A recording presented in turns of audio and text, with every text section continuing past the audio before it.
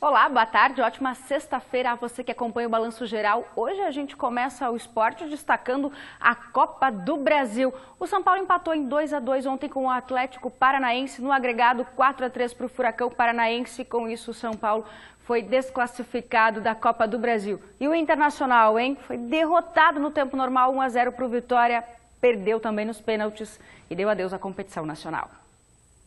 Na cobrança de pênalti, Neilton bateu certeiro, 1-0 para o Vitória. Com o placar, a decisão foi para os pênaltis. Kaique, goleiro do Vitória, defendeu duas cobranças do Inter e garantiu a classificação da equipe baiana. Tá aí, boa tarde, Badá. Não tem outro assunto a não ser a gente começar falando de Copa do Brasil hoje, né? A gente viu aí a eliminação do São Paulo e também a eliminação do Internacional, até com uma surpresa mesmo, né? O Colorado se despedindo antes das oitavas de final da Copa do Brasil. Se tivesse conquistado a Série B, ainda estaria. Pois é, tem mais essa aí para lembrar.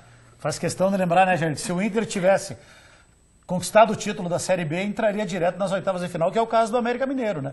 Mas como ficou vice da Série B, teve que passar pelas fases de eliminação e acabou sucumbindo perante o Vitória da Bahia nos pênaltis. Qual que foi o principal? Vendo o jogo assim meio que de revesgueio, não prestei muita atenção. Estava no evento lá na casa do Vardinei, lá estava dando uma olhadinha, volta e meia no jogo.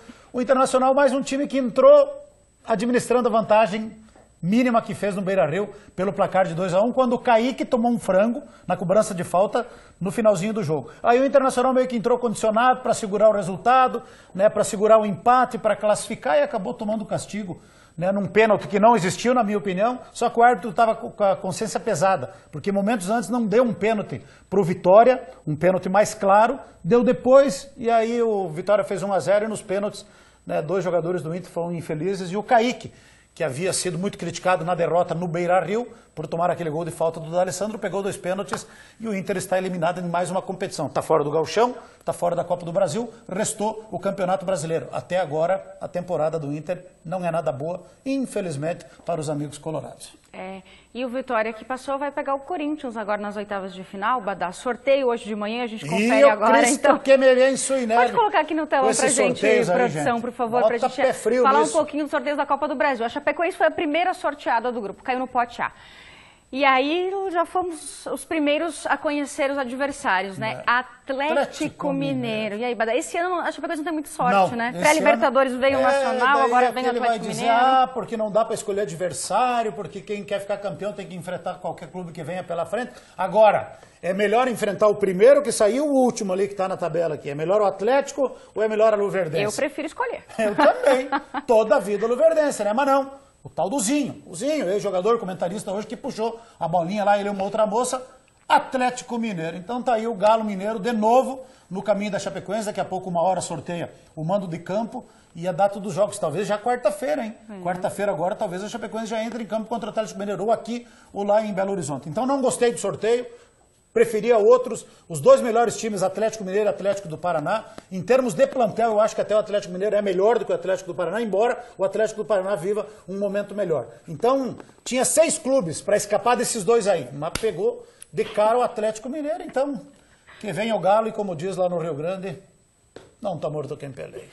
Exatamente. Vamos conferir os outros confrontos, então, gente, da Copa do Brasil, produção, para a gente poder mostrar para o pessoal de casa a sequência dos confrontos. Pode colocar na tela para a gente ver, então. O Cruzeiro vai enfrentar o Atlético Paranaense, o Vasco vai pegar o Bahia, o Grêmio enfrenta o Goiás, o Corinthians pega o Vitória, o Palmeiras tem pela frente o América Mineiro, o Flamengo vai enfrentar a Ponte Preta e o Santos, o Luverdense. E aí a gente vê, Badá, o Grêmio enfrentando o Goiás. São 4 datas ainda, 5, aliás, disponíveis, além do dia 25, dia 2, 9, 16 e dia 23 do próximo mês para os jogos de ida e volta. O Grêmio pegou o Goiás. Não, tranquilo também, né? Todo respeito ao Goiás, o Grêmio tem todas as condições de seguir em frente, de passar. Talvez o confronto mais equilibrado ali é Cruzeiro e Atlético Paranaense.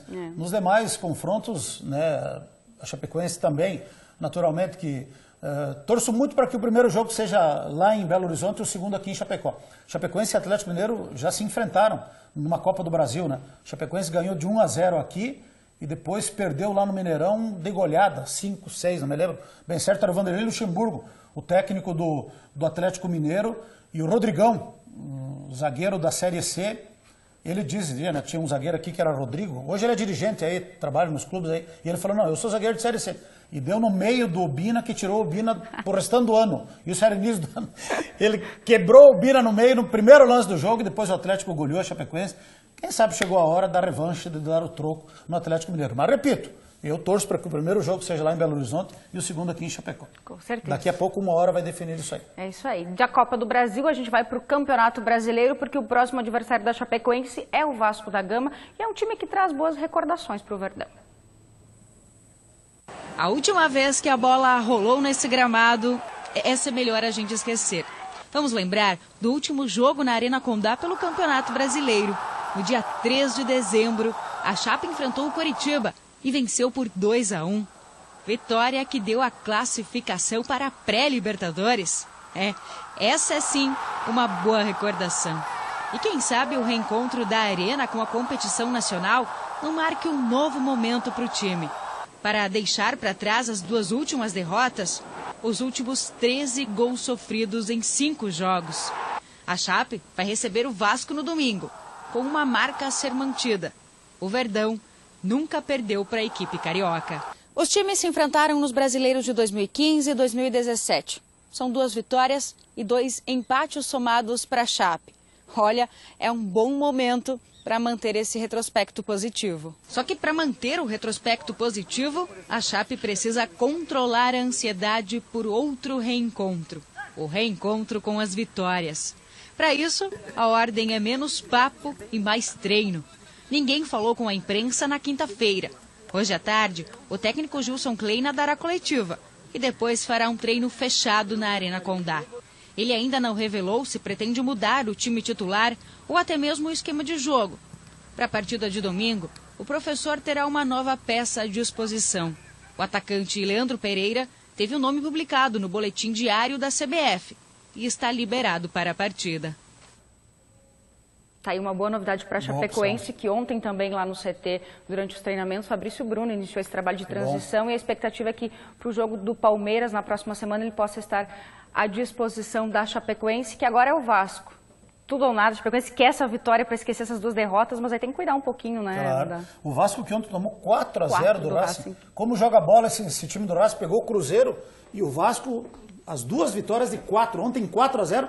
E o Racing perdeu 2 pênaltis. Lisandro Lopes, aquele que era do Internacional, teve 3 pênaltis, 1 ele converteu e 2 ele errou. Então o Vasco vem com a mala cheia. Está vindo da Argentina direto para Chapecó. 4-0 ontem para o Racing. Que reflexo pode ter isso no jogo da Chapecoense? Eles vêm, de certa maneira, né, pressionados para buscar a recuperação.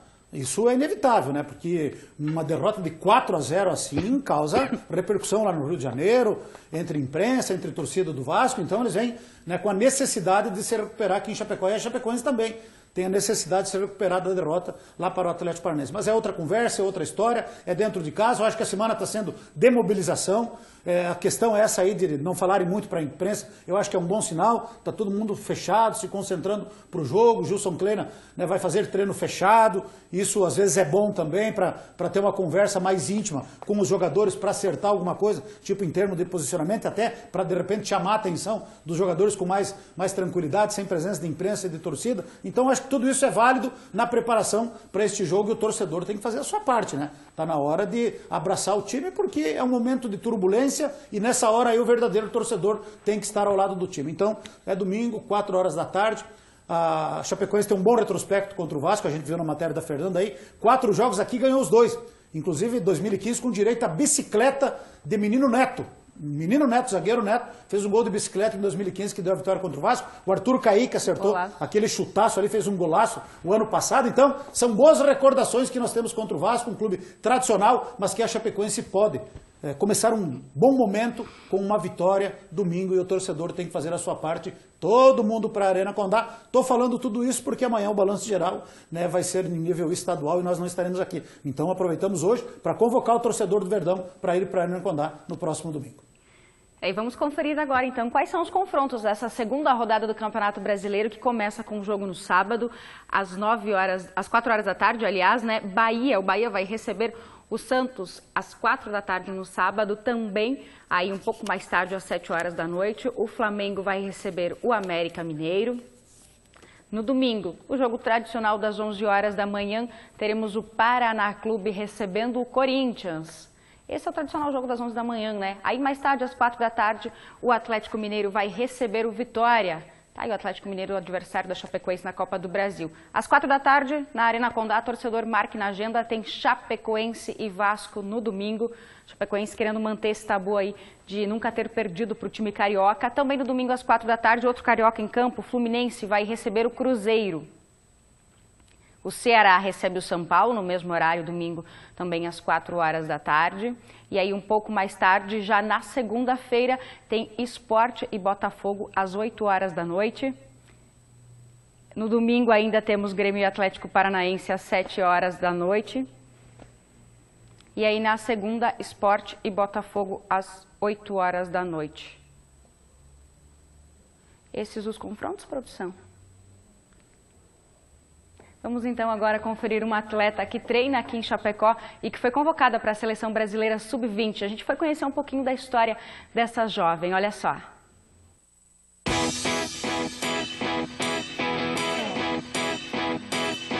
Versatilidade, substantivo feminino que indica a habilidade para desempenhar várias tarefas e funções. É o que Vitória Calhau tem de sobra. A menina de 17 anos sempre preferiu a bola às bonecas. Jogava na rua com a molecada em São Paulo, cidade onde nasceu. Até que a família viu que era hora de levar a brincadeira a sério. Treinava com menino, só com menino. Aí passaram-se 3 anos. Aí eu comecei a jogar em time de futsal, que foi em Taboão da Serra. Fiquei 2 anos lá. Aí jogando um futsal.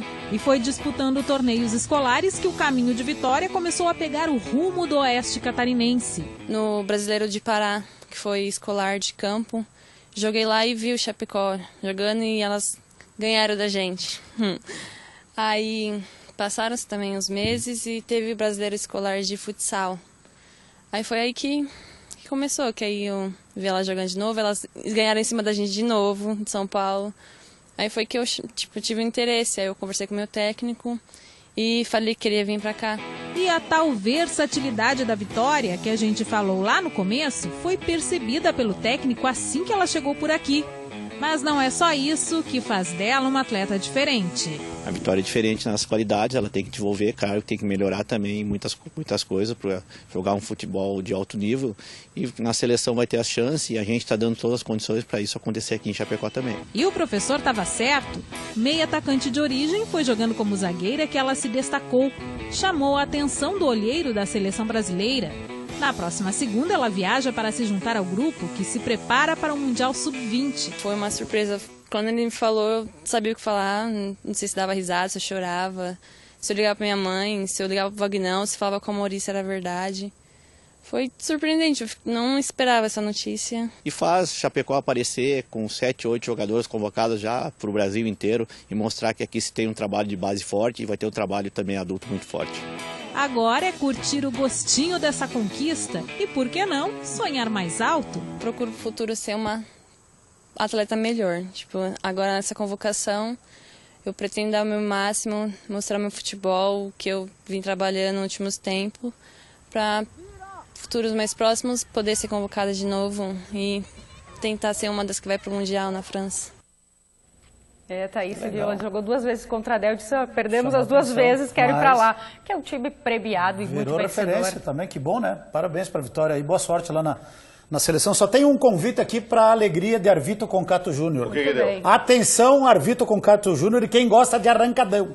Neste sábado, lá na pista Dragway da IFAP, teremos grande festival de arrancada, certo? Inscrições e treinos pela manhã e a partir da tarde começam os pegas. Então, quem gosta de arrancada, quem quiser participar e quem quiser assistir e acompanhar, durante todo o sábado lá na pista Dragway da IFAP, 15 pila, o valor do ingresso na arquibancada e camarote, R$50. Com certeza, Arvito Concato Júnior vai estar no camarote. Porque ele gosta de velocidade, gosta de arrancadão. Foi um grande piloto, poderia ter sido até maior do que o Chulé, mas daí desistiu, se tornou cinegrafista e prosseguiu na carreira de repórter cinematográfico. E está aqui com a gente. E está aqui com a gente, fazendo um grande trabalho. Feito, Biazinho? Valeu, Serginho.